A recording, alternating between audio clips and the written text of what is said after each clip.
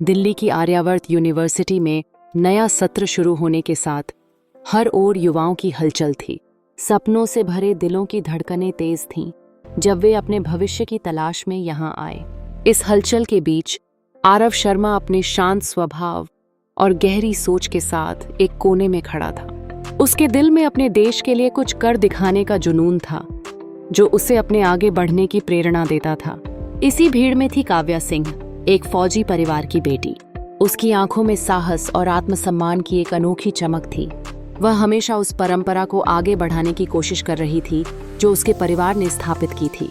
उसकी उपस्थिति में एक आकर्षण था जिसने आरव की नजरें खींच लीं। उनके बीच की पहली मुलाकात बहुत साधारण थी, लेकिन उस साधारण सी मुलाकात ने उनके जीवन को एक नया मोड़ दिया। जब आरव और काव्या की नजरें मिलीं, तो केवल दो रास्ते नहीं टकराए, बल्कि उनकी तकदीरें भी एक दूसरे से मिल गईं। दोनों ने धीरे धीरे एक दूसरे के साथ अपनी भावनाओं की गहराई को समझना शुरू किया। उन्हें यह आभास हुआ कि जीवन में कभी कभी कुछ मुलाकातें केवल संयोग नहीं होती, बल्कि वे खुदा की लिखी हुई होती हैं। एक नए सफर की शुरुआत में आरव और काव्या के इश्क और ईमान की कहानी का प्रारंभ हुआ।